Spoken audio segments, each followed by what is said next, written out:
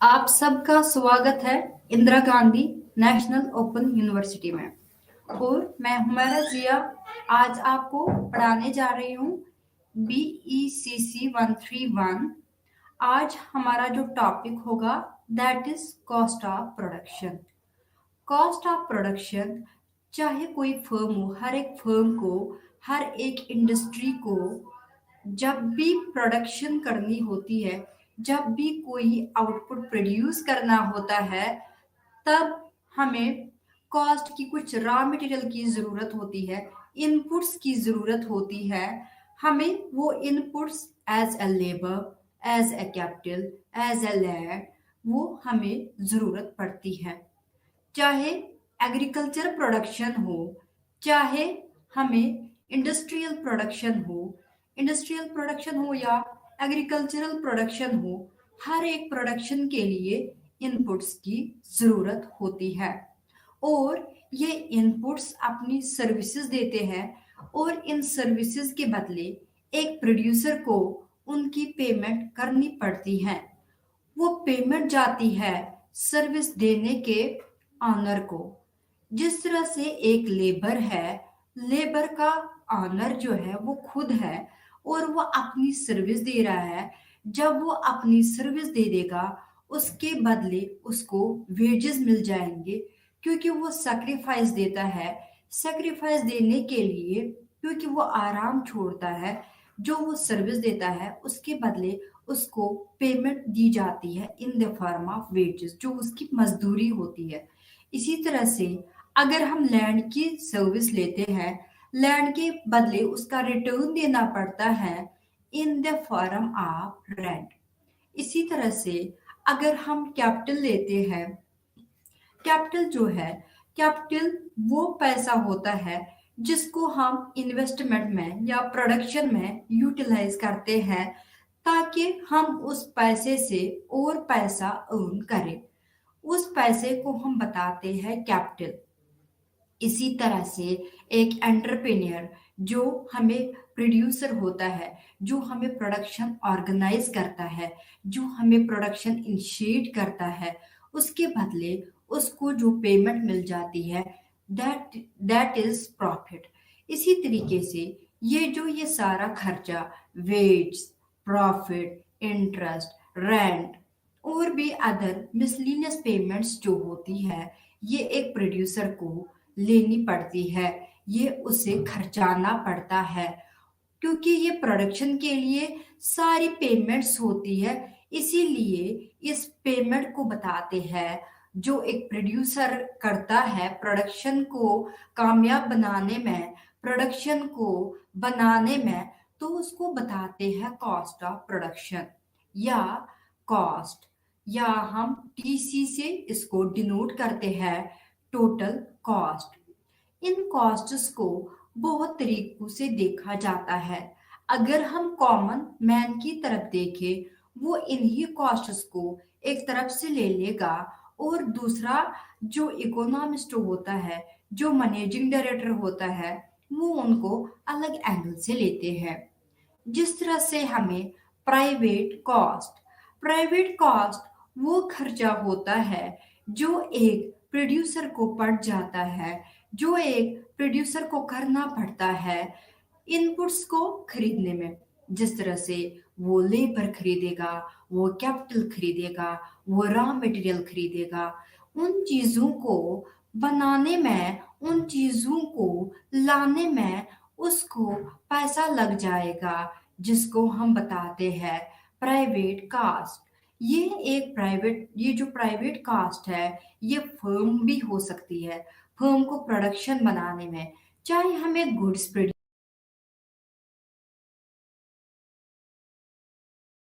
हो, चाहे goods produce करने हो, चाहे चीजें बनानी हो, तो उन सब के लिए हमें कॉस्ट ऑफ प्रोडक्शन पड़ता ही पड़ता है। इसीलिए ये जो प्राइवेट कॉस्ट है, ये सारा खर्चा जो एक इनपुट्स में हमें लग जाता है, जो इनपुट्स को बनाने में, जो इनपुट्स को लाने में लगता है, ताकि उन इनपुट्स को यूटिलाइज करके हमारी प्रोडक्शन पॉसिबल हो। इसीलिए हम इसको बताते हैं प्राइवेट कॉस्ट। इसी तरह से हमारे पास सोशल कॉस्ट जो है वो प्राइवेट कॉस्ट में कभी भी ऐड नहीं हो जाते हैं। जिस तरह से एक फर्म है, एक इंडस्ट्री है, वो अपनी प्रोडक्शन करते हैं। जब वो अपनी प्रोडक्शन करते हैं अपना प्रॉफिट कमाने के लिए, लेकिन जो उसके आगे पीछे जो बस्ती रहती है, जो रेजिडेंट्स है, उनको कुछ सैक्रिफाइस देना पड़ेगा। उनको यहाँ पे कुछ एक्सटर्नलिटीज लेनी पड़ेगी। वो एक्सटर्नलिटीज क्या कहलाती है? वो हमें वो एक्टिविटी जो हमारे करने के बगैर हम पे इफेक्ट करती है। जिस तरह से एक इंडस्ट्री जो है वो प्रोडक्शन करती है, अगर मैं उनके आसपास रहती हूँ, उस इंडस्ट्री के आसपास, तो मैंने कोई एक्टिविटी नहीं की। एक्टिविटी जो है वो करने वाला तो एक इंडस्ट्री है। जब एक इंडस्ट्री एक एक्टिविटी करती है, उस एक्टिविटी के दौरान उनको जो वहाँ पे पोल्यूशन हो जाता है, चाहे वो एयर पोल्यूशन हो, चाहे वो वाटर पोल्यूशन हो, और उससे उनकी जो हेल्थ है वो डेटोरेट हो जाती है, वो हमें खराब हो जाती है। इस तरीके से वो जो उनको खर्चा लगेगा, उस सोसाइटी को भी खर्चा पड़ जाएगा अपनी हेल्थ को ठीक करने में। लेकिन एक फर्म कभी भी कंसिडर नहीं करेगी कि हमने किसी को नुकसान पहुंचाया, हमें किसी की हेल्थ खराब की। इसीलिए वो कभी भी प्रॉफिट के दौरान जो है वो ऐड नहीं हो जाते हैं।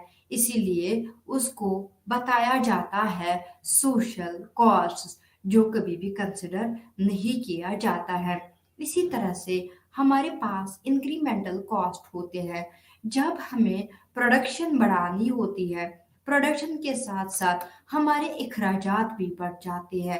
जिस तरह से हम रॉ मटेरियल्स को ले लेंगे, रॉ मटेरियल्स जो है हमें वो भी बढ़ जाएंगे, लेबर भी बढ़ जाएगा, और हमारे पास बाकी इनपुट्स जो है वो भी बढ़ जाएंगे। उन सारी चीज़ों को, क्योंकि हम अपनी प्रोडक्शन बढ़ा रहे हैं, प्रोडक्शन के साथ साथ जो बढ़ावा आ जाएगा उसमें जो खर्चा होगा वो खर्चा बढ़ जाएगा। तो उस खर्चे को हम बताते हैं इंक्रीमेंटल कॉस्ट।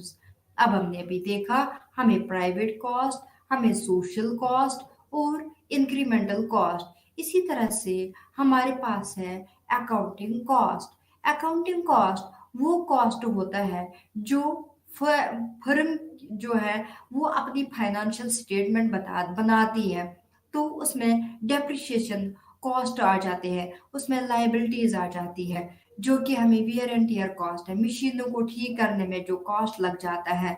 और जो इनको फाइनेंशियल एडवाइजर होता है, जो अकाउंटेंट होता है, तो वो इनको कंसिडर करता है, जिसको हम बताते हैं अकाउंटिंग कॉस्ट। इसी तरह से हमारे पास और क्लासिफिकेशंस है कॉस्ट्स की।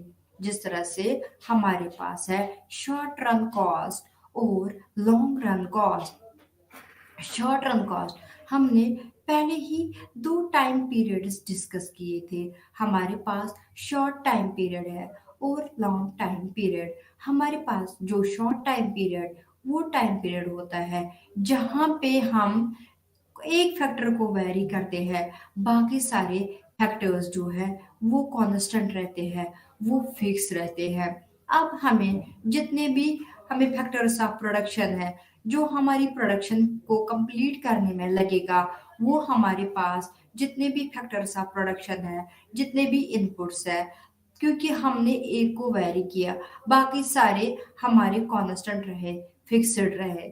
जो खर्चा हमें, जो हमने वेरी किया, जो फैक्टर हमने वेरी किया, जिस तरह से हमारे पास पहले 30 क्विंटल प्रोडक्शन बनाने के लिए हमें 4 लेबर्स का इस्तेमाल हुआ। उसके बाद हमारे पास अगर हम 30 से 40 करेंगे, 30 से 40 जब प्रोडक्शन हो जाएगी, हमें 4 लेबर्स से 8 लेबर्स हो जाएंगे। पहले अगर हमें 10,000 वेजेस का खर्चा पड़ता था, अब हमें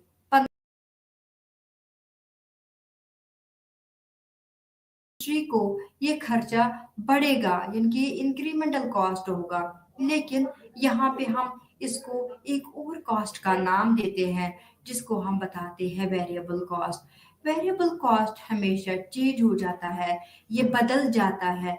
जैसे ही हमारी प्रोडक्शन बदलती है, जैसे हमारा प्रोड्यूस बदलता है, वैसे ही, क्योंकि जो पहले हमने 30 क्विंटल्स हमारी प्रोडक्शन थी, अब हमने 40 की, हमने 10 क्विंटल्स बढ़ा दिए। लेकिन इसके साथ साथ, क्योंकि हमने एक ही फैक्टर को वेरी किया, इसके साथ साथ हमारा ये जो एक फैक्टर बदल गया, हमें इसको ये वेरिएबल फैक्टर बन गया, और जो वेरिएबल फैक्टर पे खर्चा लग जाता है उसको हम बताते हैं वेरिएबल कॉस्ट। इस तरह से जो बाकी फैक्टर्स ऑफ प्रोडक्शन थे वो हमने फिक्स रखे, उनमें हमें कोई बदलाव नहीं लाया। अब ये जो बदलाव है ये तो हमें फिक्स ही रहेगा, क्योंकि हमारा शॉर्ट पीरियड टाइम पीरियड है।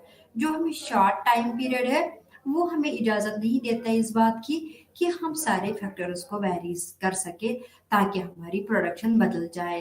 तो इसीलिए हम बाकी फैक्टर्स को कांस्टेंट रखते हैं। जब हम बाकी फैक्टर्स को कांस्टेंट रखते हैं, फिक्स रखते हैं, और जो इसमें खर्चा पड़ता है तो वो हमें फिक्स्ड कॉस्ट कहलाएगा, जिसको हम एफसी से डिनोट करते हैं। इस तरह से जब हमें, मानिए हम मिसाल के तौर पर हमारे पास पहले 10,000 का खर्चा था फिक्स्ड फैक्टर्स पे, वो अब भी हमारी प्रोडक्शन तो चेंज हो गई, 30 क्वार्टल से 40 क्वार्टल हो गई, लेकिन हमारा जो ये फिक्स्ड कॉस्ट है वो पहले भी 10,000 था। अब भी जब हमें 30 क्वार्टल्स थे, अब तब तो ये 10,000 थे, अब हमें 40 क्वार्टल्स हैं, अब भी हमें ये 10,000 है। हमें इसमें कोई भी चेंज नहीं आ जाएगी। चेंज हो जाती है वेरिएबल फैक्टर में, चेंज हो जाती है उसके साथ साथ वेरिएबल कॉस्ट में। लेकिन जब एक एंटरप्रेन्योर जो है, जब वो कॉस्ट को कंसिडर करता है, जब वो कॉस्ट को देखता है, क्योंकि उसको प्रॉफिट लेने के लिए इन कॉस्ट्स को कंसिडर करना पड़ता है। तो इस तरीके से हम यहाँ पे टीसी जो है, टोटल कॉस्ट जो है, ये है fixed cost plus variable cost, या variable cost plus fixed cost. यानी कि while calculating the total cost we have to consider both. हमें दोनों को लेना है, हमें दोनों कॉस्ट्स को कैलकुलेट करना है, मेजर करना है कि हमें टोटल कॉस्ट कितना आ गया। इस तरीके से हमें जो टोटल कॉस्ट है वो variable cost plus fixed cost, अगर हम इसको चार्ट के जरिए भी बता देंगे, चार्ट के जरिए भी दिखा देंगे, हमें आउटपुट रखना है, हमें 0 आउटपुट रखना है, 1 आउटपुट रखना है, 2 आउटपुट रखना है, 3 रखना है, 4 रखना है। हमने 0 आउटपुट रखा, हमने देखा फिक्स्ड कॉस्ट तब भी 10 है, फिक्स्ड कॉस्ट जब हमें 0 से 1 हो गया तब भी 10 है, 1 से 2 हो गया तब भी 10 है, 2 से 3 हो गया तब भी 10 है, 3 से 4 हो गया तब भी 10 है। कॉस्ट में कोई फर्क नहीं आया। जिस तरह से मानिए एक जो प्राइवेट स्कूल है वो हमें रेंटेड बिल्डिंग में है, लेकिन उनकी जो प्रोडक्शन ऑफ सर्विसेज है वो हमें वैकेशंस के दौरान नहीं होती है, तब भी, लेकिन वैकेशंस में तो बंद है, स्कूल तो बंद है, लेकिन तब भी हमें उस का रेंट देना पड़ेगा, क्योंकि ये फिक्स्ड कॉस्ट है, ये चेंज नहीं हो जाता है। अगर हमारी 0 प्रोडक्शन भी होगी, 0 से 1 भी हो जाएगी, 1 से 2 भी हो जाएगी, 2 से 3 भी हो जाएगी, 3 से 4 भी हो जाएगी, 4 से 5 भी हो जाएगी, कुछ भी हो, फिक्स्ड कॉस्ट तब भी वही रहता है। अब हमें वेरिएबल कॉस्ट जो है 0 प्रोडक्शन के साथ वो 0 ही रहेगा, 1 के साथ साथ 0 के साथ वो 0 ही रहेगा, 1 से फिर 10 बढ़ेगा, फिर 20 बढ़ेगा, फिर 30 बढ़ेगा, फिर 40 बढ़ेगा, फिर 50 बढ़ेगा, फिर 60 बढ़ेगा। इसके साथ साथ वेरिएबल कॉस्ट जो है वो हमें बढ़ जाता है प्रोडक्शन के साथ साथ। लेकिन जब हमें टोटल कॉस्ट, हम चार्ट बना रहे हैं और हम चार्ट में दिखा रहे हैं किस तरह से टोटल कॉस्ट को fixed cost plus variable cost में ऐड करके हम सॉल्व करते हैं। यहाँ पे हमें टोटल कॉस्ट होता है बराबर variable cost plus fixed cost. अब हमें पहला है 10 प्लस 0 दैट इज 10, फिर हमें 10 plus 10 equal to 20, 20 plus 10 equal to 30, 30 plus 10 equal to 40, 40 plus 10 equal to 50, 50 plus 10 equal to 60।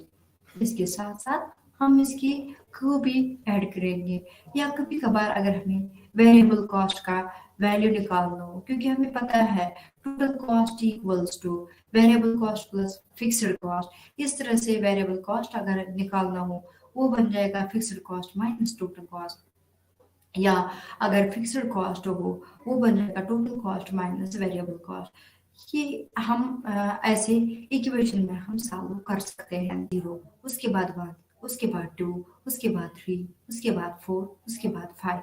यहाँ पे हम वाई एक्सिस पे हम ले देंगे फिक्स्ड कॉस्ट, हम ले देंगे वेरिएबल कॉस्ट, हम ले देंगे टोटल कॉस्ट। पहले हम फिक्स्ड कॉस्ट देते हैं, यहाँ पे हम वाई एक्सिस पे पहले नंबर्स दे देंगे, वो दे देंगे 10, वो दे देंगे 20, वो दे देंगे 30, वो दे देंगे 40, वो दे देंगे 50। यहाँ पे हमें 0 की सीध में 10, फिर हमें 1 की सीध में 10, फिर हमें 2 की सीध में 10, फिर हमें 3 की सीध में 10, फिर हमें 4 की सीध में 10, फिर हमें 5 की सीध में 10। इन पार्ट्स को हम क्या करेंगे, हम मिलाएंगे, हम उनको जुड़ाएंगे। जब हम मिलाएंगे हमें एक कर्व मिल जाएगी जो कि पैरेलल होगी एक्स एक्सिस को, जिसमें हमने आउटपुट रखा था। ये हमें जो हॉरिजॉन्टल टू एक्स एक्सिस है, ये हमें क्या दिखाता है, ये दिखाता है हमें पैरेलल टू एक्स एक्सिस, यानी कि 0 पे भी वही, 1 पे भी वही, 2 पे भी वही, 3 पे भी वही, 4 पे भी वही। इस तरीके से हम बता सकते हैं जो फिक्स्ड कॉस्ट कर्व होती है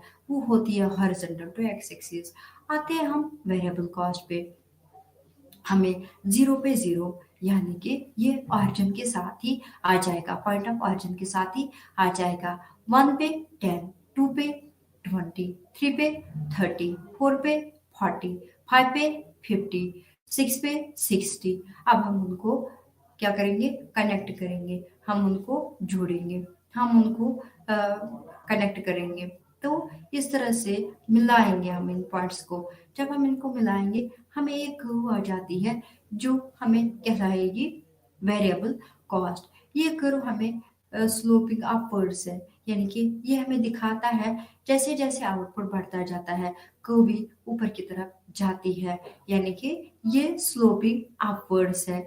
इसी तरह से टोटल कॉस्ट भी हमें बढ़ता ही जाएगा, क्योंकि हमें यहाँ पे फिक्स्ड कॉस्ट तो 10 था, वेरिएबल कॉस्ट तो 0 था, हमने लिखा 10 प्लस 0, वो हो गया 10। यहाँ पे पहले हमें जो टोटल कॉस्ट है, यहाँ पे 0 पे 10, फिर हमें 20, फिर हमें 30, फिर हमें 40, फिर हमें 50, फिर हमें 60, फिर 80। इस तरीके से जब हम इसको मिलाएंगे, इन पॉइंट्स को, बहुत सारे पॉइंट्स को आपस में मिलाएंगे, हमें मिल जाएगी कर्व जो स्लोपिंग अपवर्ड्स होगी। इस तरीके से हमें जो ये कर्व कहलाएगी ये हमें सबसे ऊपर होगी, क्योंकि टोटल कॉस्ट है, उसके नीचे जो है वो वेरिएबल कॉस्ट होगा, उसके नीचे जो है वो फिक्स्ड कॉस्ट होगा। तो हम बता सकते हैं total cost equals two variable cost plus fixed cost. तो ये हमें कॉस्ट जो है अदर क्लासिफिकेशन है, क्योंकि हमें जब एक फर्म को कॉस्ट कवर करना होता है तो वो इन चीज़ों को देखना पड़ता है कि हमें फिक्स्ड कॉस्ट आ जाते हैं बराबर, वेरिएबल कॉस्ट बराबर आ जाते हैं, हमें तो प्रॉफिट कितना मिल रहा है। इसी के साथ साथ हमारे पास जो और क्लासिफिकेशंस हैं, उसमें है इम्प्लिसिट कॉस्ट, उसमें है एक्सप्लिसिट कॉस्ट, उसमें है हमें अपॉर्चुनिटी कॉस्ट।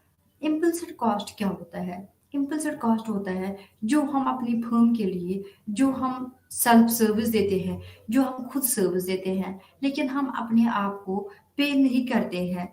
तो लेकिन जब हम कंसिडर करेंगे profit, we will consider our cost, हम अपना कॉस्ट भी देखेंगे। जब हम अपना कॉस्ट देखेंगे कि अगर हम ये सर्विस किसी और फर्म को दे देते, हमें वहां पे तनख्वाह मिल जाती है, लेकिन खुद को हम पे नहीं करेंगे, जो एक्सपेंडिचर्स होते हैं वो पैसा निकालेंगे। इस तरीके से जो हम खुद को खुद अपनी सेल्फ सर्विस देते हैं तो उसको हम क्या बताते हैं, उसको हम बताते हैं इम्पल्सिव कॉस्ट। दूसरा होता है explicit cost, that is external to their firm. यहाँ पे जितने भी हमें इनपुट्स लग जाते हैं, प्रोडक्शन को बनाने में, जो हमारी प्रोडक्शन होती है उसको कंप्लीट करने में जो हमें लेबर की ज़रूरत पड़ती है, जो हमें रॉ मटेरियल की ज़रूरत पड़ती है, जो हमें अदर फैक्टर्स ऑफ प्रोडक्शन की ज़रूरत पड़ती है, उसको हमें जो पेमेंट लगती है उसको क्या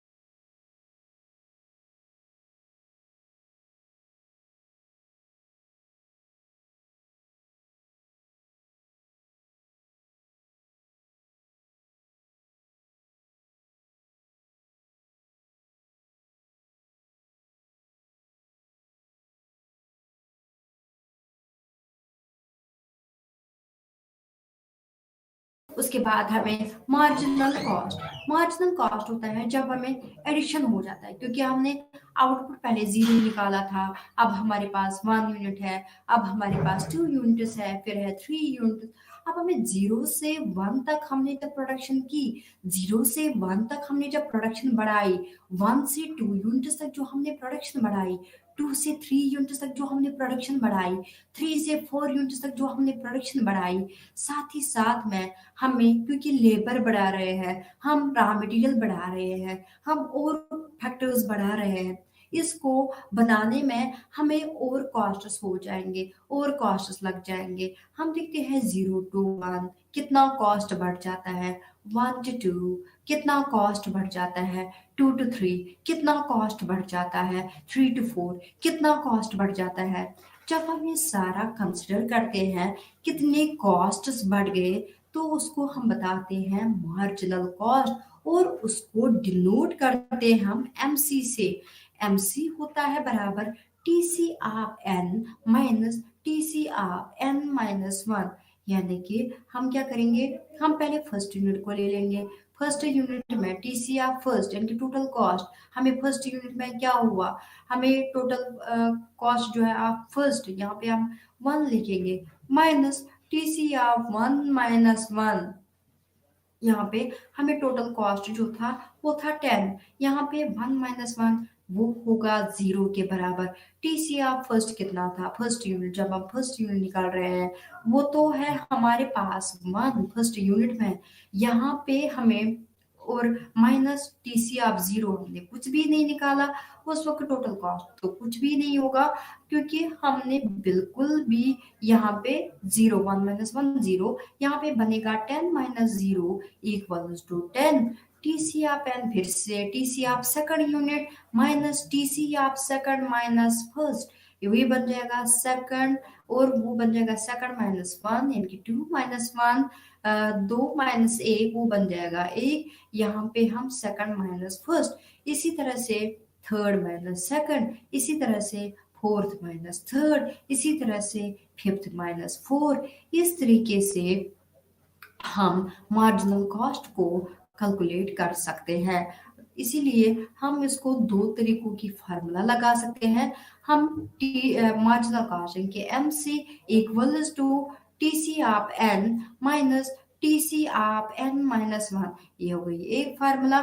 दूसरी फार्मूला यहाँ पे M C equals to delta, delta हम छोटा ट्रायंगल बनाते हैं, डेल्टा टी सी यानी कि change in the cost divide by delta Q यानी कि चेंज इन द क्वांटिटी।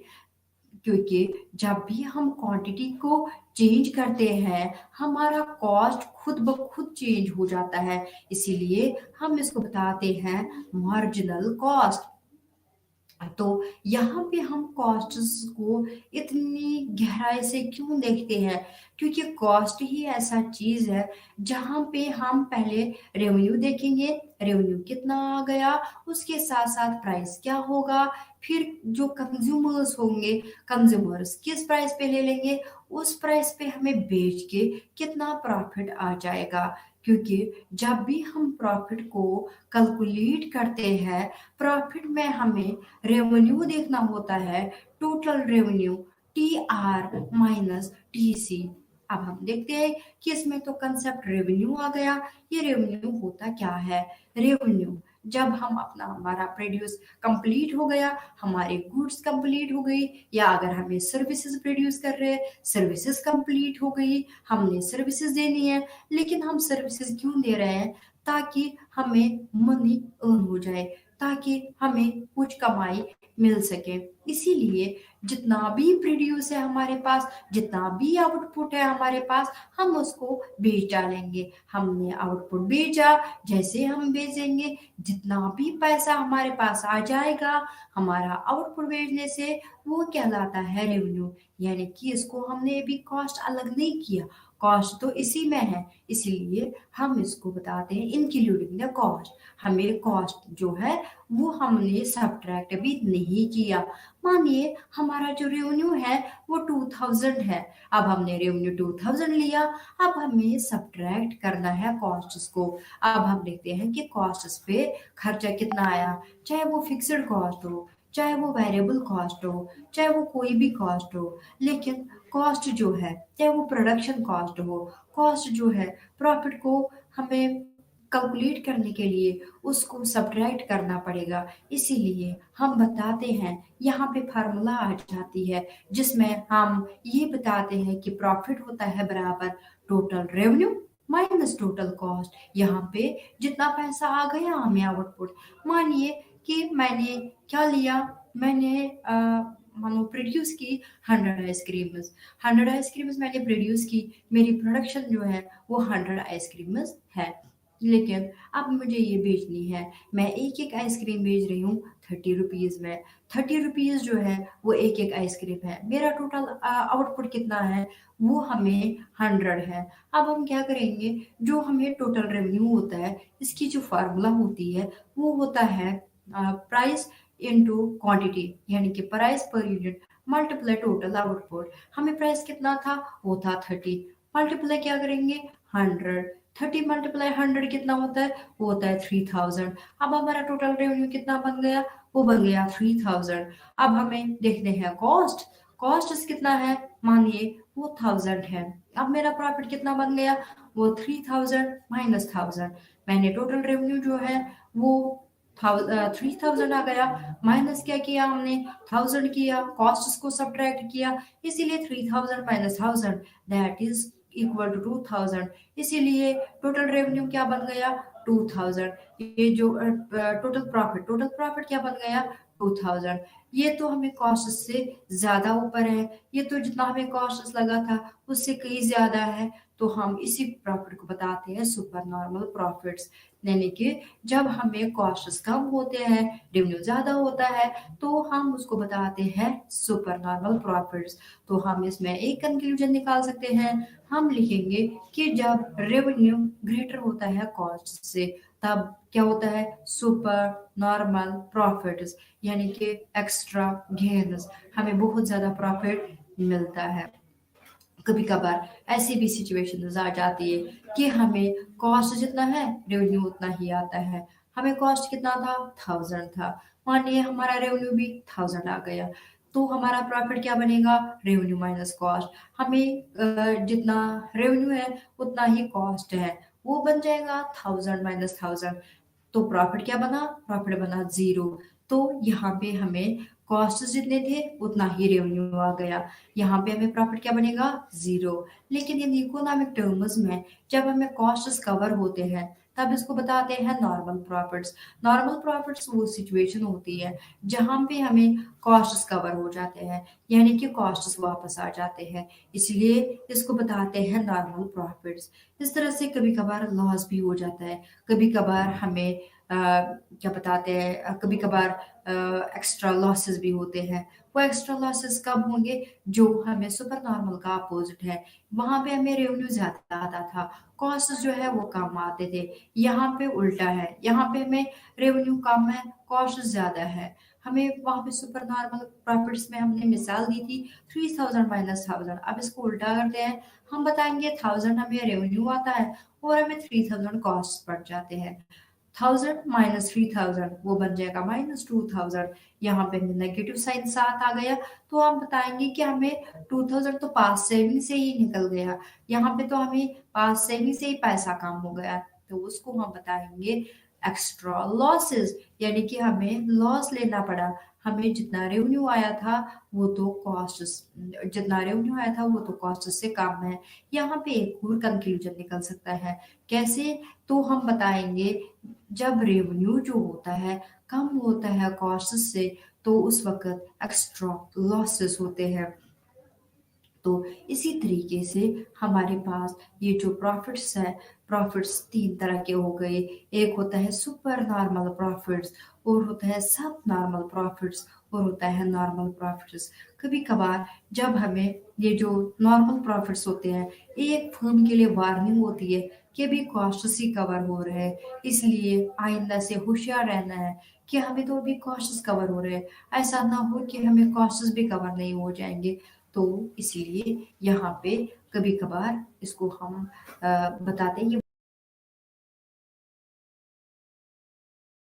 तो वो आ जाता है शट डाउन पॉइंट। यानी कि शट डाउन पॉइंट, पहले हमें फिक्स्ड कॉस्ट कवर नहीं होते हैं, फिर हमें वेरिएबल कॉस्ट कवर नहीं होती है, तो हमें इंडस्ट्री को या फर्म को क्लोज करना पड़ता है। लेकिन यहाँ पे हमें इक्विलिब्रियम पॉइंट पे, किस पॉइंट पे ऐसा ऐसी सिचुएशन आ जाती है जहाँ पे एक प्रोड्यूसर जो है वो कहाँ पे सबसे ज्यादा सेटिस्फाई होता है, यानी कि जब उसको मैक्सिमम प्रॉफिट्स मिल जाएंगे, जब उसको सबसे ज्यादा प्रॉफिट्स मिल जाएंगे, जब उसको एक्स्ट्रा गेन्स मिल जाएंगे। यहाँ पे हम ये भी बताएंगे, जो हमें एवरेज रेवेन्यू होता है, AR होता है, वो हमें प्राइस के बराबर भी होता है। एवरेज रेवेन्यू किसके बराबर होता है, वो होता है TR per unit of quantity. अभी हमने बताया TR जो है वो होता है प्राइस इनटू क्वांटिटी, वो होता है price per unit multiply total output, उसको हम क्यू से डिनोट करेंगे, डिवाइड बाय क्या है, क्यू। यहाँ पे price into quantity divide by Q, Q Q हो जाएगा कैंसिल, यहाँ पे आ गया प्राइस। तो हम बता सकते हैं, कभी कभार ऐसा क्वेश्चन भी आ जाता है, आपको प्रूव करना होता है, आपको साबित करके देना पड़ता है कि बताइए जी AR जो है वो प्राइस के बराबर कैसे होता है। उस वक्त आपको TR per unit of quantity average revenue लिखना है, AR equal to TR per unit of quantity, फिर आपको TR जो है वो प्राइस इंटू क्वांटिटी लिखना है, फिर price into quantity divide by Q, Q Q cancel, क्योंकि क्यू न्यूमरेटर में भी आ गया, क्यू डिनोमिनेटर में भी आ गया, क्यों क्यों कैंसिल हो जाएगा और हमारा एवरेज रेवेन्यू जो है वो पी के बराबर निकलेगा, तो वो प्राइस कहलाएगा।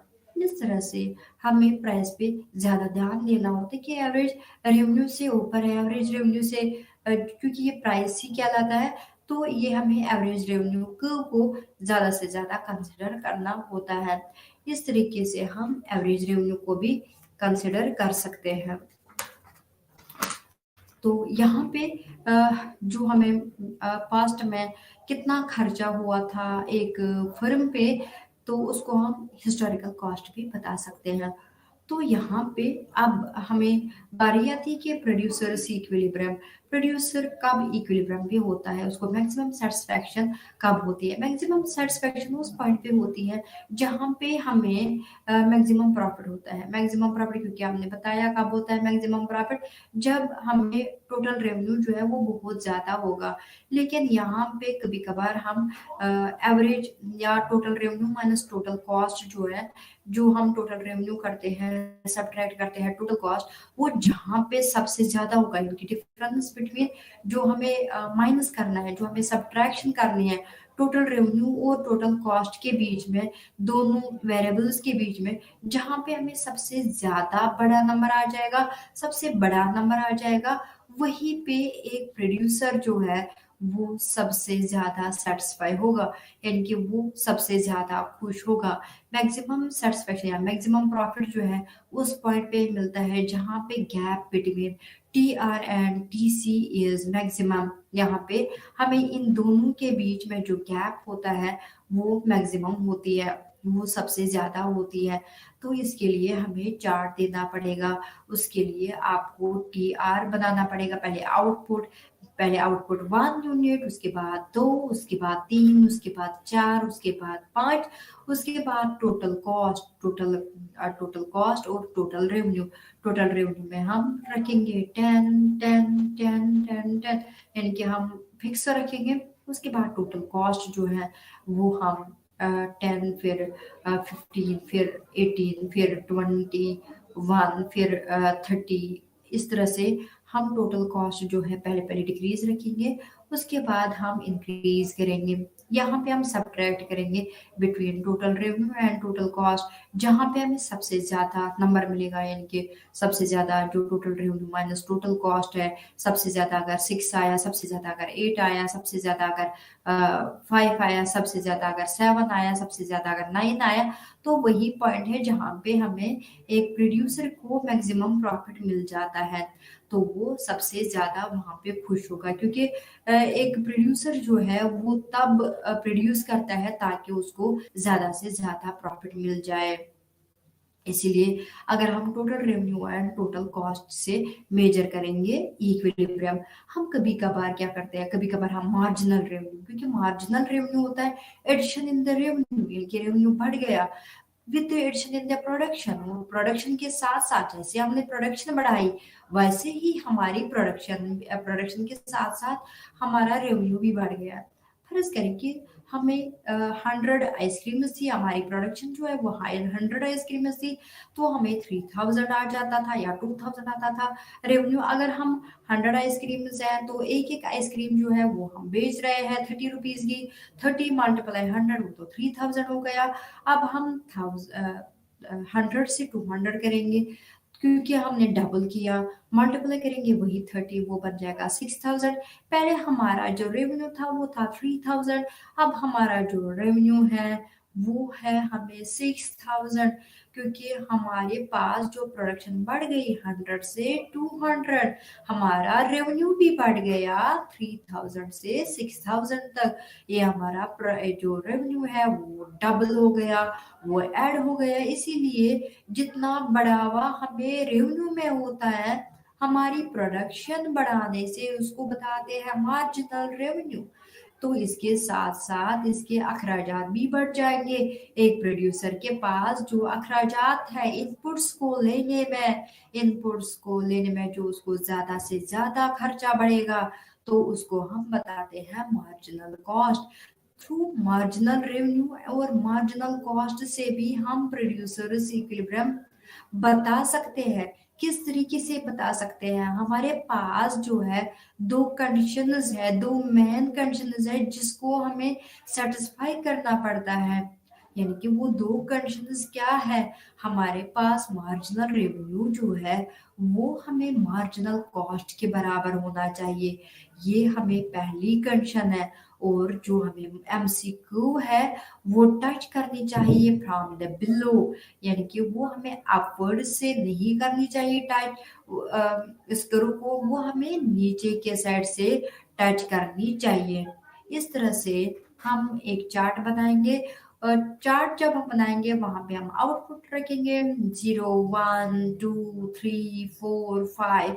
फिर हम मार्जिनल रेवेन्यू रखेंगे, मार्जिनल रेवेन्यू रखेंगे 10 10 10 10 10, यानी कि 0 पे भी 10, 1 पे भी 10, 2 पे भी 10, 3 पे भी 10, 4 पे भी 10, 5 पे भी 10 और 6 पे भी 10। इस तरह से मार्जिनल कॉस्ट जो है वो हमें पहले घटेगा, यानी कि 10 से 7 हो जाएगा, 7 से 5 हो जाएगा, फिर हम फिर से वो बढ़ेगा क्योंकि हमने जैसे जैसे प्रोडक्शन बढ़ जाती है तो हमें आ जाते हैं economies of scale and diseconomies of scale. ये टर्म मैंने पहले ही एक्सप्लेन किए, इकोनॉमीज ऑफ स्केल क्या होती है, डिसइकोनॉमीज ऑफ स्केल क्या होती है। इकोनॉमीज ऑफ स्केल वो प्रोसेस होती है प्रोडक्शन की जहाँ पे हम प्रोडक्शन बढ़ाते हैं और हमारे खर्चे जो है वो कम हो जाते हैं। अगर आपको याद होगा मैंने ट्रांसपोर्टेशन कॉस्ट की मिसाल दी थी। मैंने बोला था अगर एक ट्रक है उसमें कैपेसिटी है 200 बोरियों, तो हमें ट्रांसपोर्टेशन कॉस्ट बराबर पड़ जाता है। अब हम 150 से 200 करेंगे, प्रोडक्शन हमने बढ़ाई तो हमारा जो कॉस्ट ऑफ जो ट्रांसपोर्टेशन कॉस्ट है वो हमें पहले भी उतना ही देना था, आज भी इतना ही देना है जब हमने 200 बोरिया जो है वो प्रोड्यूस की। इसीलिए इसमें कॉस्ट जो है वो कम हो जाते हैं प्रोडक्शन बढ़ाने से। उसको बताते हैं इकोनॉमीज ऑफ स्केल। इसीलिए जो एमसी वाला कॉलम है, मार्जिनल कॉस्ट वाला कॉलम है, कॉस्ट जो है पहले डिक्रीज हो जाएंगे, फिर हमें 7 हो जाएगा, 5 से 7 हो जाएगा, 7 से 12 हो जाएगा, 12 से 15 हो जाएगा। कॉस्ट कंटिन्यूअसली हमें रेज हो जाएंगे। अब हम आ जाते हैं ग्राफ पे। ग्रैब जो है यहाँ पे हमें एक पॉइंट आ गया जहाँ पे हमें यहाँ पे जो है मार्जिनल रेवेन्यू जो है वो मार्जिनल कॉस्ट के बराबर है। जैसे यहाँ मार्जिनल कॉस्ट में हम दे देंगे 10 9 8, 10 पहले 10 फिर 9 फिर 8, फिर और दे देंगे 10, फिर और दे देंगे 13, फिर और दे देंगे 15। यहाँ पे हमें 10 equal to 10 marginal revenue equal to marginal cost, ये तो हमें 2 बार आया। ये ऊपर वाले हिस्से में भी आ गया, नीचे वाले हिस्से में भी आ गया। जहाँ पे हमने लिखा 10 9 8, पहले मार्जिनल कॉस्ट 10, उसके बाद 9, उसके बाद 8, उसके बाद 10, उसके बाद 15, उसके बाद 20, या उसके बाद 10 के बाद 12, 12 के बाद 15। तो यहाँ पे हमें 10 इक्वल टू 10, ये हमें मार्जिनल रेवेन्यू जो है वो मार्जिनल कॉस्ट के बराबर आ गया। तो अब हम देखते हैं क्लू से कि हमारी दूसरी कंडीशन जो है मार्जिनल रेवेन्यू करो और मार्जिनल कॉस्ट करो जो है मार्जिनल रेवेन्यू को टच करनी चाहिए फ्रॉम बिलो। ये हमें नीचे वाले साइड से इसको टच करनी चाहिए। हम दे देंगे एक्स एक्सीज और दे देंगे वाई एक्सीज। एक्स एक्सिस पे हम आउटपुट दे देंगे, पहले दे देंगे 0, वो है पॉइंट ऑफ ऑरिजिन, उसके बाद 1, उसके बाद 2, उसके बाद 3, उसके बाद 5, उसके बाद 10, उसके बाद 15, उसके बाद 20, उसके बाद 25। यहाँ पे हम दे देंगे मार्जिनल रेवेन्यू 0 पे 10, 1 पे 10, 2 पे 10, 3 पे 10, 4 पे 10, 5 पे 10, 6 पे 10। अब इन पॉइंट्स को जो हमने डॉट्स दिए उन डॉट्स को मिलाते हैं। मार्जिनल रेवेन्यू जो है वो तो हमें X axis horizontal to X axis, या हम बता सकते हैं पैरेलल टू एक्स एक्सिस।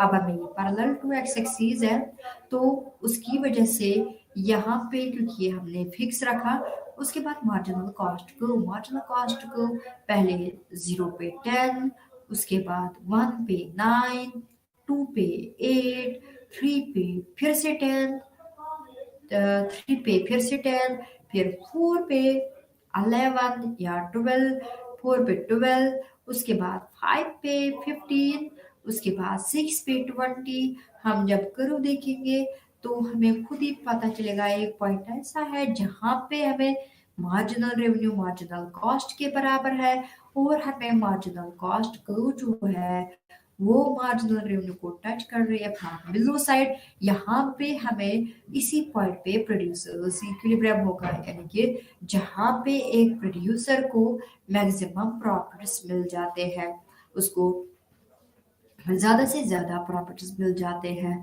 तो हमारे पास आ गया marginal revenue approach, marginal cost approach, हमने TR approach and TC approach किया, तो जिससे हमें पता चलता है कि प्रॉफिट्स कहाँ पे क्या होने चाहिए। इसीलिए कॉस्ट्स को कंसिडर करना ज़रूरी है, हमें कोई भी कॉस्ट हो, क्योंकि जब भी हम कोई फर्म ऑपरेट करते हैं, हमारा कोई प्रोजेक्ट है, या तो हम गुड्स प्रोड्यूस करेंगे या तो हम सर्विसेज प्रोड्यूस करेंगे, जब भी हम ये एक्टिविटी करते हैं, ये इकोनॉमिक एक्टिविटी करते हैं, तो इसीलिए हमारा मोटिव होता है प्रॉफिट का। जब हमें ये मोटिव मिल जाता है तो हम बताते हैं कि हमें सबसे ज़्यादा प्रॉफिट कहाँ पे मिल जाएगा। सबसे ज़्यादा प्रॉफिट जो है, अगर हम टीआर एंड टीसी अप्रोच से जाएंगे, वो है जहाँ पे हमें गैप बिटवीन, जहाँ पे हमें difference between TR and TC आ जाएगा, वहां पे सबसे ज्यादा प्रॉफिट्स होंगे।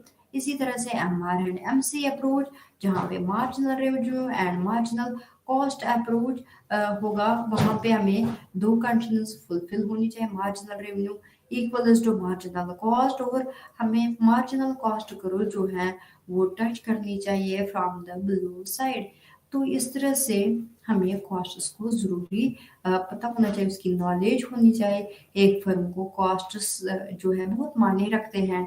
कॉस्ट्स जो है, या तो कॉस्ट्स रेज हो जाते हैं कभी कभार, या तो हमें उसकी वजह से, अगर हमें कॉस्ट्स रेज हो जाते हैं उसकी वजह से हमें प्राइसेस भी रेज हो जाते हैं। जिस तरह से आजकल के जो मॉडर्न जो हमें ज़माना है, मॉडर्न सोसाइटीज़ है, यहाँ पे लोग जो है सोशल मीडिया को ज़्यादा देखते हैं, इसीलिए हर एक जगह पे एडवर्टीजमेंट आ जाती है। एडवर्टीजमेंट जिसकी भी हो, वो भी एक सेलिंग कॉस्ट बन जाता है, यानी कि सेल्स को बढ़ाने के लिए, जो मैंने आपको पहले नहीं बताया था। क्योंकि हमारे आज के ज़माने में, आज के मार्केट में बहुत ज़्यादा कंपटीशन होता है। कंपटीशन को मैं आगे जाने के लिए क्या करते हैं, एडवर्टीजमेंट करते हैं, यानी कि अगर एक फर्म जो है वो एडवर्टीजमेंट नहीं करती है, दूसरी फर्म जो है वो एडवर्टीजमेंट करती है, ताकि उनका प्रोडक्ट जो है वो ज़्यादा से ज़्यादा चले।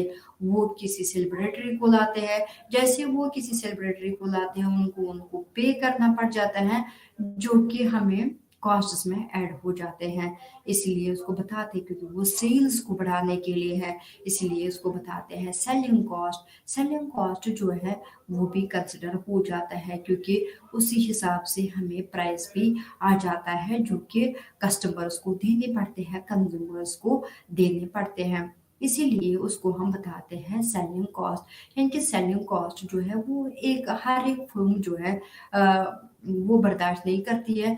कोई छोटी फर्म्स होती है, कोई बड़ी फर्म्स होती है, किसी के पास इन्वेस्टमेंट कम होता है, किसी के पास ज़्यादा इन्वेस्टमेंट होता है। तो इसीलिए, क्योंकि जो सेलिब्रिटीज़ होती है, जिनको लोग ज़्यादा मानते हैं, जिनको लोग ज़्यादा फॉलो करते हैं, तो वो एडवर्टीजमेंट करते हैं और वो उनका कॉस्ट ऐड हो जाता है। उनका कॉस्ट जब ऐड हो जाएगा, उनके प्राइसेस भी ऐड हो जाते हैं। ये इसकी वजह से प्राइसेस जो है वो भी एनालिस हो जाते हैं, प्राइसेस रेज हो जाते हैं। इसी तरीके से हमारे पास जो है वो एक फैक्टर है जिससे कॉस्ट जो है वो अप हो जाते हैं।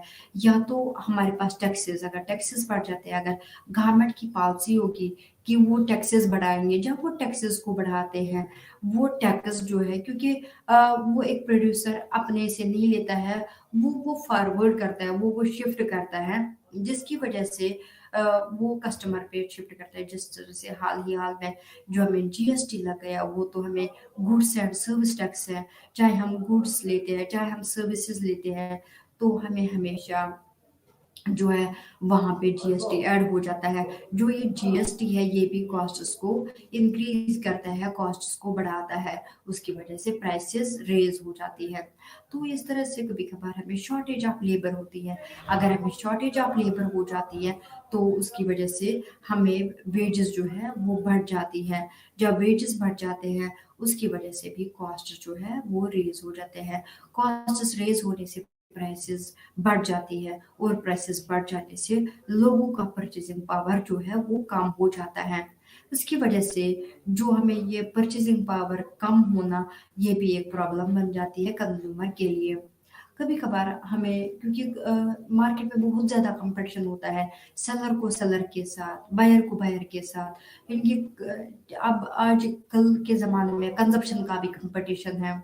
इस तरह से जो हमें ये जो सेलिंग कॉस्ट है, एक ऐसी ऐसी फेमस फेमस सी सेलिब्रिटी लाना और उनसे ही एडवर्टीजमेंट करना, जिस तरह से साबुन की एडवर्टीजमेंट आ जाती है या शैम्पूज की एडवर्टीजमेंट आ जाती है, वो चीज़ जो लोगों को रोजमर्रा की यूज में आ जाता है, तो उससे जो है ज्यादा से ज्यादा कॉस्ट्स बढ़ जाते हैं। लेकिन यहाँ पे कॉस्ट्स को कवर करना, पहले एक फर्म का मोटिव होता है, यानी कि सबसे पहले होता है कॉस्ट्स को कवर करना। यानी पहले हमें कॉस्ट्स कवर हो जाएंगे, उसके बाद जो है जो हमें एक्स्ट्रा रेवेन्यू मिल जाएगा उसको कवर करना है। लेकिन सबसे पहले है कॉस्ट्स को कवर करना, क्योंकि ये एक प्रोड्यूसर के जेब से खर्चा हो जाता है, और इन कॉस्ट्स को इस तरीके से कवर करना ताकि हमें ज्यादा से ज्यादा प्रॉफिट मिल जाए। फिर से करते हैं थोड़ा सा रिकैप्चुलेट। आज हमारा जो टॉपिक है that was cost of production. Cost of production क्या होता है? जो भी हमें प्रोडक्शन को बनाने में, प्रोडक्शन को कंप्लीट करने में जो भी पैसा लग जाता है, जो भी इनपुट्स पे खर्चा हो जाता है। पुराने जमाने में हम बताते हैं इनपुट्स, आज उसी टर्म को हम बताते हैं फैक्टर्स ऑफ प्रोडक्शन। हमें फैक्टर्स ऑफ प्रोडक्शन पे जिस तरह से लेबर है, जिस तरह से कैपिटल है, जिस तरह से रॉ मटेरियल है, जो भी चीजें हैं एक प्रोड्यूसर को, क्योंकि हर एक प्रोडक्शन जो है ना वो डिफरेंट होती है, एक फर्म को दूसरी फर्म से, एक इंडस्ट्री को दूसरी इंडस्ट्री से। तो रॉ मटेरियल जो है उनका अलग होता है, टेक्निक्स ऑफ प्रोडक्शन जो है वो अलग होती है, उसकी वजह से ये वैरी हो जाते हैं। एक प्रोडक्शन दूसरे प्रोडक्शन में, कॉस्ट ऑफ प्रोडक्शन दूसरे फर्म की कॉस्ट ऑफ प्रोडक्शन जो है वो अलग अलग होती है। फैक्टर्स ऑफ प्रोडक्शन कैसे भी वो कॉस्ट कहलाता है, कॉस्ट ऑफ प्रोडक्शन। मैंने आपको बताया था कि हम पहले क्लासिफिकेशन करते हैं कॉस्ट्स के, बहुत सारे टाइप्स के कॉस्ट्स है। हम लेते हैं प्राइवेट कॉस्ट। प्राइवेट कॉस्ट वो कॉस्ट होता है, वो खर्चा होता है जो एक फिर्म को लग जाता है इनपुट्स को खरीदने में, चाहे रॉ मटेरियल, चाहे लेबर, चाहे लैंड, चाहे कैपिटल, चाहे हमें किसी मैनेजर की जो सर्विस लेनी है, या एंटरप्रेन्योर खुद सर्विस देता है तो उसको बताते हैं इम्प्यूटेड सर्विस। तो वो जो जितना भी खर्चा हो जाता है, वेजेस पे, रेंट पे, हमारे पास इंटरेस्ट पे, हमारे पास जितना भी खर्चा हो जाता है, अदर पेमेंट्स पे जितना भी खर्चा हो जाता है, वो कहलाता है कॉस्ट ऑफ प्रोडक्शन। तो हमारे पास जो सोशल कॉस्ट है, एक सोसाइटी को भी एक फर्म के एस्टेब्लिशमेंट से कभी कभार जो है उनको भी कॉस्ट्स बढ़ जाते हैं, एक सोसाइटी पे कॉस्ट्स बढ़ जाते हैं, जो उनके लिए बैड होता है। किस लिए? क्योंकि अगर हमें जिस तरह से जो ब्रिक कैलन होती है, अगर एक सोसाइटी में ब्रिक कैलन हो तो उसका जो धुआं है उनको जो है यहाँ पे खांसी की प्रॉब्लम होती है, छाती की प्रॉब्लम हो जाती है, उनको खांसी ज्यादा से ज्यादा आ जाती है, तो उनको खर्चा लग जाता है। लेकिन कभी भी कोई फर्म इन लोगों को खर्चा नहीं दे देगी, वो तो एक सोसाइटी को ही देना पड़ता है। तो उनकी जो सेहत है वो खराब हो जाती है, वो बीमार पड़ जाते हैं। जब वो बीमार पड़ जाते हैं तो उसको हम बताते हैं उनको, क्योंकि वो खुद ही बर्दाश्त करना है, खुद ही अपना खर्चा देना है हेल्थ बेनिफिट्स के लिए, तो उसको हम बताते हैं सोशल कॉस्ट। तो हमारे पास जो है इंक्रीमेंटल कॉस्ट होता है, जिसको हम मार्जिनल कॉस्ट भी बताते हैं। जैसे हमारी प्रोडक्शन बढ़ जाती है, प्रोडक्शन के साथ साथ हमारे अखराजात भी बढ़ जाते हैं, खर्चे भी बढ़ जाते हैं, जिसको हम बताते हैं इंक्रीमेंटल कॉस्ट। इसी तरीके से हमें अदर क्लासिफिकेशन में हमने बताया था वेरिएबल कॉस्ट, फिक्स्ड कॉस्ट। हमने बताया था टोटल कॉस्ट होता है बराबर variable cost plus fixed cost. हमने बताया था जो वेरिएबल कॉस्ट होता है वो वेरी हो जाता है क्योंकि वो हमें खर्चा होता है वेरिएबल फैक्टर पे।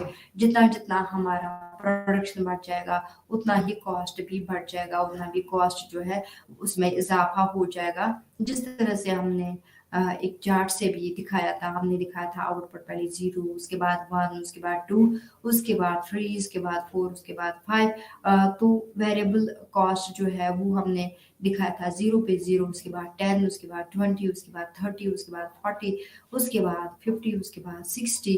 उसके बाद हमने दिखाया था फिक्स्ड कॉस्ट। फिक्स्ड कॉस्ट 0 पे 10, क्योंकि हमें फिक्स्ड कॉस्ट अगर प्रोडक्शन होती भी नहीं है तब भी हमें फिक्स्ड कॉस्ट देना ही देना पड़ता है। वो पहले 10 था, उसके बाद हमें 10, उसके बाद 10, उसके बाद 10, उसके बाद 10। तो जब हम टोटल कॉस्ट देखते हैं, टोटल कॉस्ट होता है बराबर variable cost plus fixed cost, वो बन जाएगा 0 प्लस 10, उसके बाद 10 प्लस 20, उसके बाद 20 प्लस 30, उसके बाद 30 प्लस 40।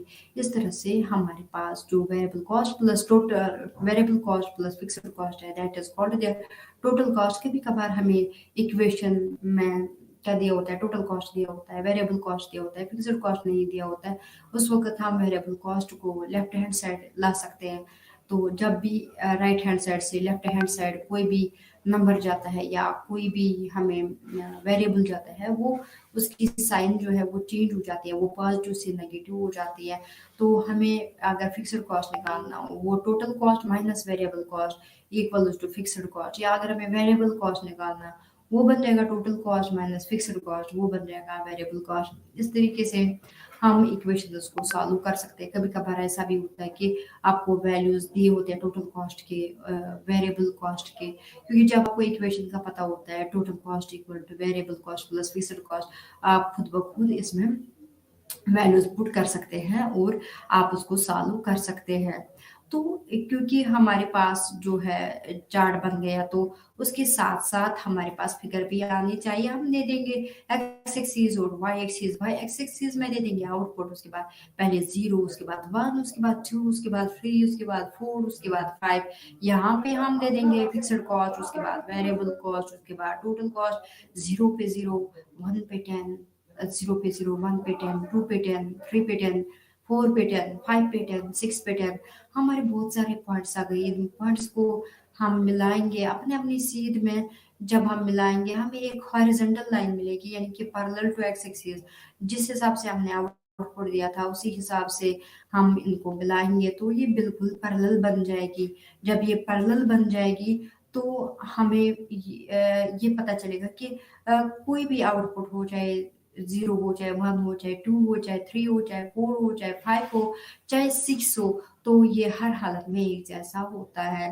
इसी तरह से वेरिएबल कॉस्ट की जो कर्व है, यहाँ पे 0 पे 0, 1 पे 10, 2 पे 20, 3 पे 30, 4 पे 40, 5 पे 50 और 6 पे 60।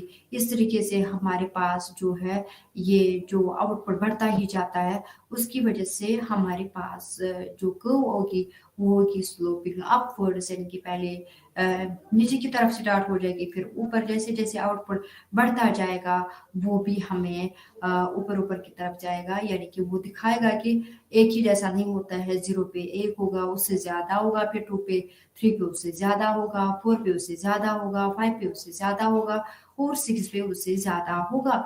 उसके साथ ही हमारे टोटल कॉस्ट की कर्व है, तो वो हमें क्योंकि fixed cost plus variable cost वो सबसे ऊपर होगी, क्योंकि दोनों कर्व्स जो है वो उसके नीचे आ जाएंगे। तो वो हमें इसी तरीके से, जिस तरह से वेरिएबल कॉस्ट की स्लोपिंग अपवर्ड्स कर्व आ गई, इसी तरह से टोटल कॉस्ट की भी जो कर्व है वो भी स्लोपिंग अपवर्ड्स आ जाएगी। तो हमारी कर्व जो है वो बन जाएगी, यानी कि 0 पे 10, 2 पे 20, फिर 3 पे 40, फिर 4 पे 50, फिर 6 पे 70। इस तरीके से वो भी अपवर्ड्स आ जाएगी, लेकिन फिक्स्ड कॉस्ट और वेरिएबल कॉस्ट के ऊपर होगी। इसी तरीके से हमारे पास 3 कर्व्स आ जाएंगे, 2 अपवर्ड्स आ गई, एक हॉरिजॉन्टल टू एक्स एक्सिस आ गए। हमने बताया था कि कॉस्ट जो है वो ज़रूरी कंसिडर करनी, क्योंकि ये एक प्रोड्यूसर को अपना खर्चा होता है जो उसको अपनी जेब से देना पड़ता है, क्योंकि सबसे पहले जब भी हमें कोई प्रोडक्शन करनी हो हम पहले ही नहीं दे देंगे कस्टमर से, ये पैसा नहीं ले लेंगे। जब हमारी प्रोडक्शन कंप्लीट हो जाएगी, हम उसको मार्केट में भेजेंगे, तब जाके हमें कॉस्ट भी वापस आ जाएगा, उससे एक्स्ट्रा भी आ जाएगा। क्योंकि हमने पहले ही बताया जब हम कॉस्ट को क्यों देखते हैं, क्यों हम हर एक कॉस्ट को देखते हैं, इसीलिए क्योंकि ताकि हमें प्रॉफिट जो है वो अच्छे से आ जाए। प्रॉफिट को हमें कैलकुलेट करना होता है, तो प्रॉफिट को कैलकुलेट करने हमें दो वेरिएबल्स की जरूरत पड़ती है, टोटल रेवेन्यू और टोटल कॉस्ट की। तो रेवेन्यू क्या होता है, जितना भी हमारे पास आउटपुट होता है उसको जब हम बेच डालते हैं, उसमें से जितना भी पैसा आ जाता है टोटल रेवेन्यू कहलाता है। जिस तरह से मैंने एग्जांपल दी थी, अगर हमारे पास आइसक्रीम है 100 आइसक्रीम है, तो हम हर एक आइसक्रीम जो है वो 30 रुपीज की बेचते हैं। तो हम पर price per unit multiply total output, तो 100 मल्टीप्लाई 30 वो बन जाएगा 3000। तो 3000 जो है वो हमें टोटल रेवेन्यू होगा। जब हम सब्ट्रैक्ट करते हैं कि हमें खर्चा इनपुट्स पे कितना हो गया, इनपुट्स पे कितना खर्चा आ गया, तो उसको हम सब्ट्रैक्ट करते हैं, माइनस करते हैं, तो वो हम उससे काटते हैं। तो हम लिखेंगे 3000 माइनस 1000, वो बन जाएगा 2000। ये हमारा प्रॉफिट होगा। यानी कि प्रॉफिट को हमें कैलकुलेट करने के लिए दो वेरिएबल्स की जरूरत पड़ती है, total revenue and total cost. इस तरह से total revenue and total cost जो है वो हमें प्रॉफिट के लिए बहुत ही ज़रूरी होता है। मैंने ये भी बताया था, अगर रेवेन्यू एक्सीड होता है, रेवेन्यू ज़्यादा होता है कॉस्ट से, जब हमें रेवेन्यू कॉस्ट से ज़्यादा होगा तो एक्सीड होगा, तो हम उसको बताते हैं सुपर नॉर्मल प्रॉफिट्स या एक्स्ट्रा गेन्स। एक्स्ट्रा गेन्स जो हैं वो हमें तब होता है जब हमें रेवेन्यू एक्सीड होता है, टीआर एक्सीड होता है टोटल कॉस्ट से। इस तरीके से कभी कभार ऐसा भी होता है कि जितना रेवेन्यू है उतना कॉस्ट ही है, टोटल रेवेन्यू जो है वो टोटल कॉस्ट के बराबर होता है।